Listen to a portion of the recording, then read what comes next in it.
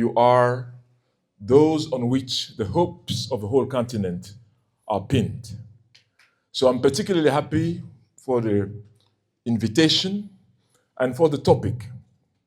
Leadership is a very crucial topic, especially in this moment in our country and on our continent. I would like just to say a few words because I was told that we're going to have an exchange later. And a few words on what is leadership? What do we understand by the concept of leadership? The second question is, are you qualified to be a leader? At any rate, what qualifies you as a leader? And I think that is a very important and crucial question you have to answer at some point in time. And the last question is, what will be your legacy? After you leave this earth, what will your descendants remember you for?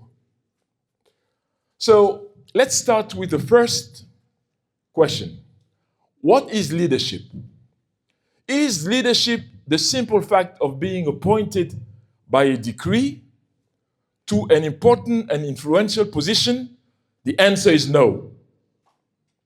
You have people who have been appointed to very top positions and do not have the characteristics of leadership. Is leadership inborn or acquired? I would say both. You can be a born leader because you have what is called charisma. A charismatic leader is somebody whose perception by others is to see them as natural leaders.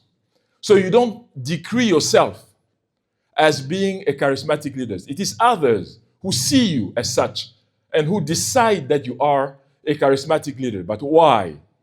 Because of the way you behave, because of your empathy, because of your capacity to listen, of your capacity to decide in critical moments and keep a cool head with a clear vision. A leader who is a charismatic leader is one whose way of leading, of behaving, of being is an inspiration to those who are around him. Make sure that you belong to that category. So the leadership can be inborn because there are people who come from places where leadership is in fact bred. You are a leader because what you say is recognized by those who listen to you, who are around you, as being in their advantage. So when you are at the service of others, entirely, in a very frank and disinterested manner, you are a leader. So your capacity to serve make you a leader, not the reverse as we hear here in Cameroon. People say, do you know who you are talking to? You are not a leader. If you ask that question, it means that they don't even know who you are in the first place. So leadership is the capacity to serve sincerely, to serve wholeheartedly, and to serve in a convincing manner by taking hard, heavy, difficult decisions. You are not a leader when everything goes well. No. You are a leader when the times are hard. That's when you recognize the mantle of leadership. The second question is, what makes you personally believe that you are or you are not a leader? First of all, you are in the age group that makes leaders. All those about whom we're talking today were young people. Please do not forget that most of them never reached the age of 40. I'm just going to give you a few examples. Martin Luther King Jr., who was killed in 1968 in America. Martin Luther King Jr. became a leader. Why? Because he accepted to take responsibility at a crucial moment in America's history. He didn't say, I'm not a trained politician, which he was not, of course. He would never train in politics. He was a minister, meaning a reverend, pastor. That's what he was. But he came in at a crucial and momentous moment when African Americans needed leadership. And he was not alone. That is another characteristic of leadership. There were a group of people who got together. Martin Luther King did many things, but he succeeded in doing what no other living American has ever done: to liberate a whole portion of a country, namely African Americans. No politician, no senator, no member of parliament, no member of government in America has done what a non-politician was able to accomplish. So that should tell you a story or tell you something about the capacity of willpower. Willpower. The ability to do things about which you are convinced, and a vision that you have, and a mission that you have to accomplish. A mission in life that you have to accomplish. What is your mission in this life? What is your reason for being in existence today? These questions are hard. These questions you must answer necessarily. So Martin Luther King died before he reached 40, I think 39. But one thing for which he will be remembered, one action which he did, is his speech of 1963 in Washington, D.C. Ladies and gentlemen, I would like to draw your attention to the fact that that speech, especially the second part of the speech, was never written. It was written nowhere. He started the speech reading his text when he said, now is the time for the slaves to be freed. Now is the time, and so on and so on. At some point in time, if you watch carefully the video, he stops reading the text. That's when he starts talking about his children and their relationship with the white people. And he talks about the mountains of Allegheny, the mountains in Georgia, and so on and so forth. It is written nowhere. It is the most quoted speech in the world. But his family has 0 franc out of this because there's no written traces of that. So what happened to him is inspiration. Who was talking at that time? You have to ask yourself that question. Because there's been no speech that has been more quoted, more seen, and more inspiring than that one. But it was written nowhere. So that particular speech made him who he became. And it's not only the speech. He was able to brave the odds. He went at least 35 times to jail. And the jails of Georgia, the jails of Tennessee, the jails of Alabama are not for Sunday afternoon picnics, I can tell you, because of racism then. But he was willing to do so. And the night before he died, he had a speech, another one.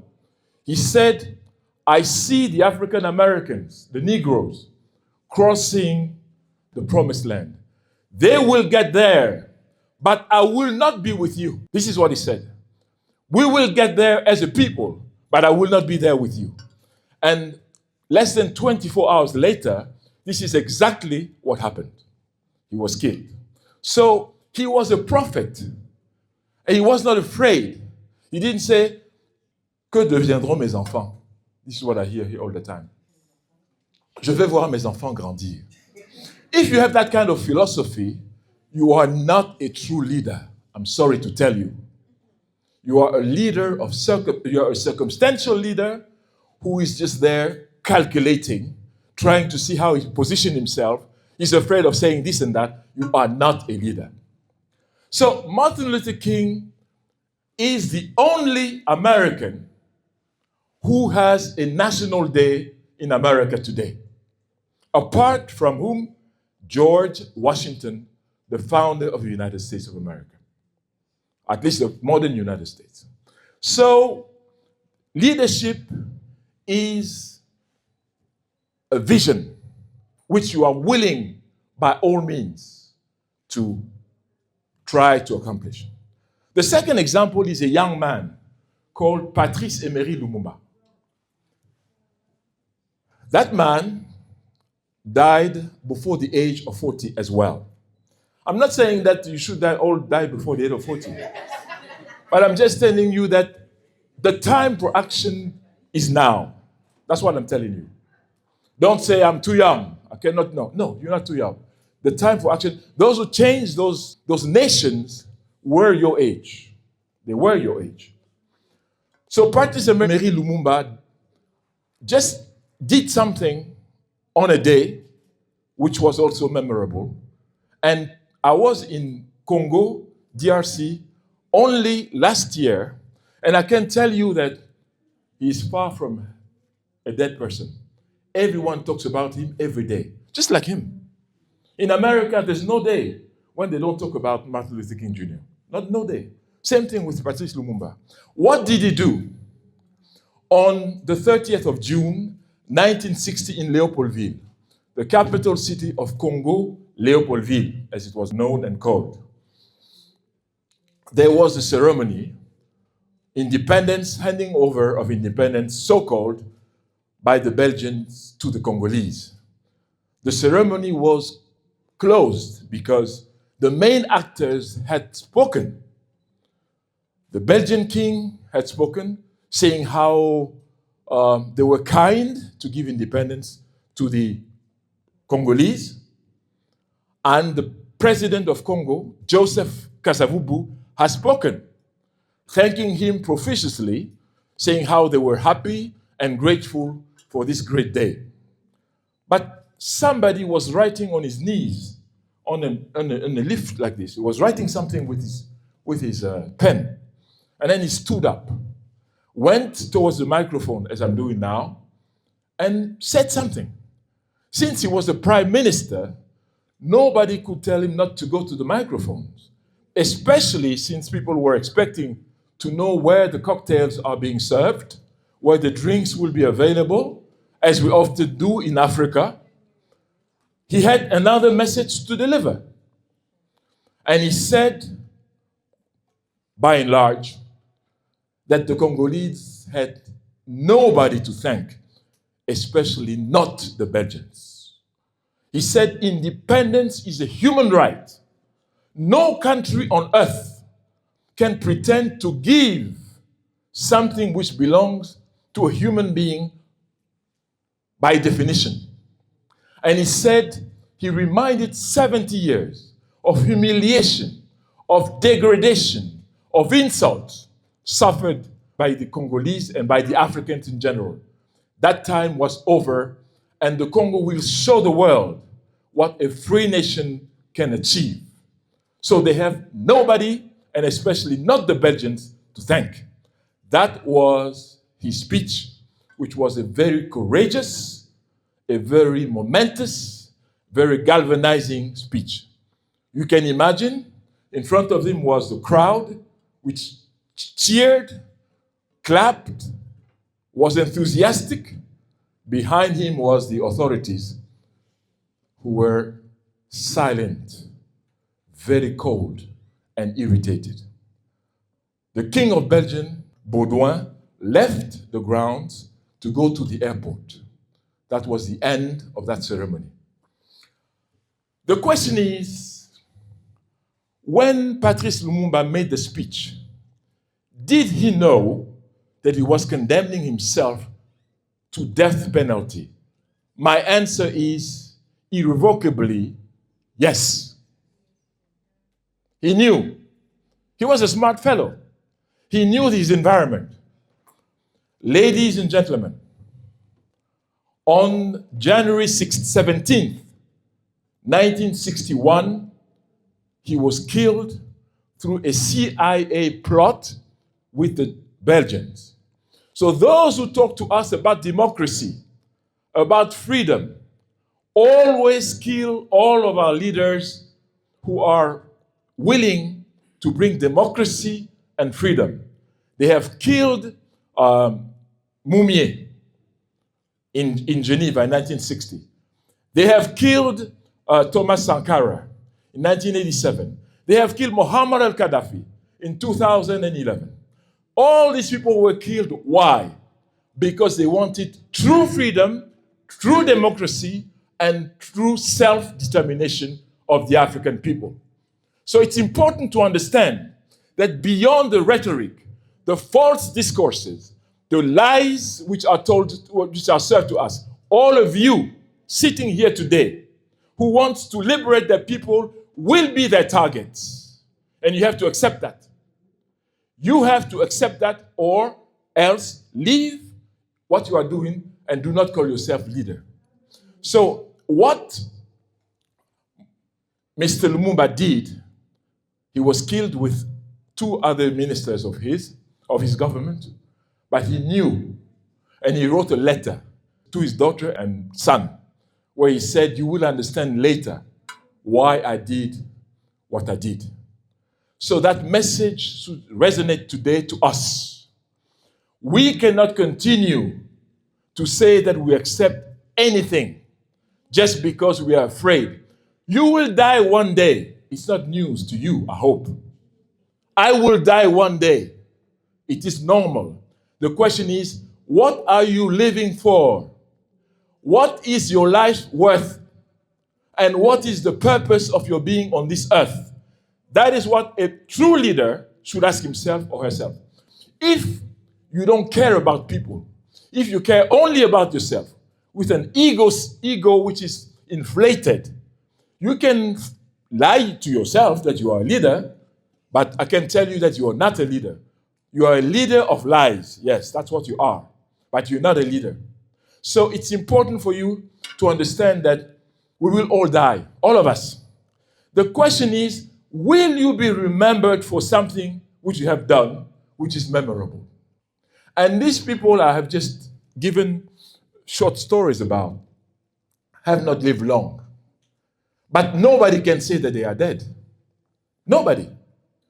They will live eternally because of what they have dared to do. So what I'm inviting you to do or to be is people who have ethical behavior. Don't follow the crowd.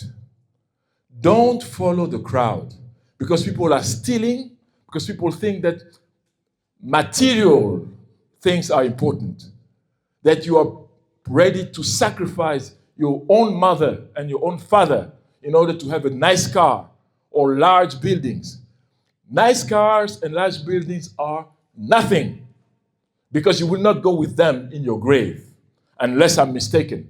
I've never seen anyone being buried with his cars, with his buildings, and with his money. You will go back the way you came, meaning naked. That is the truth. So if you accept that, put yourself at the service of others.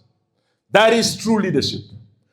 Put yourself in the place of others, understanding what they feel, knowing the pain through which they go. That is true leadership. True leadership is the capacity to take difficult decisions in difficult moments, not when everything is okay. You say you are the king, you are the God, you are the semi-God. These are lies. Don't believe that.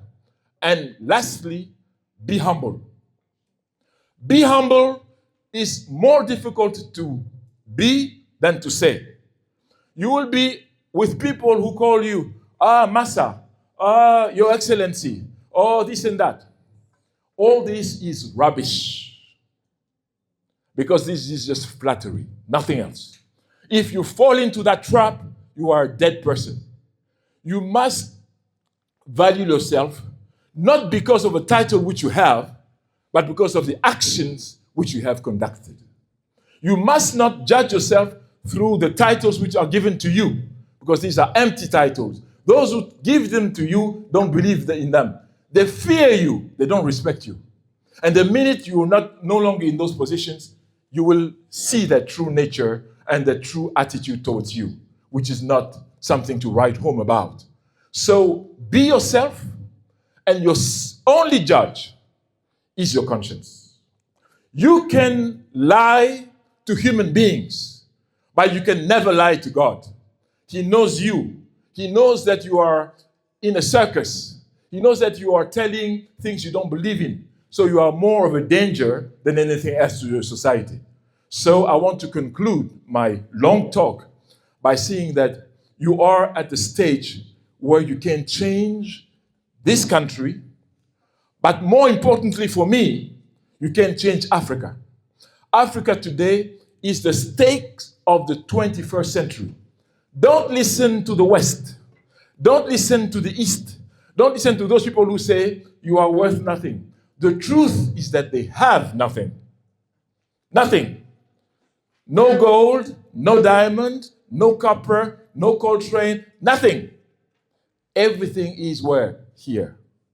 But since you're not even aware of that, you sell it for free, or they come and take it without even paying anything. What we must say today, without looking for conflicts and problems and antagonisms, we must say, you have to respect us. What you want to get, you must pay the equitable price for it. This is what the kind of message that Africans must have today. We must stop being the people who are afraid even of our own shadow. We have Africans, because we've been formatted, we've been trained to believe that we are nothing. And many people in their subconscious minds, not in their minds, in their subconscious mind, even in this room, are convinced of that. That is not leadership. That is not leadership.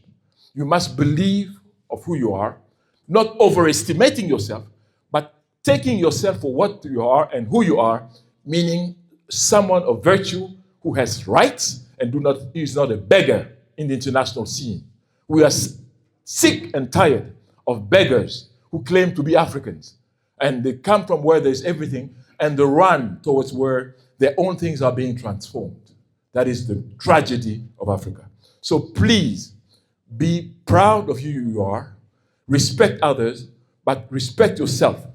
Make sure that you are at the service of humankind. Thank you very much indeed for your kind attention.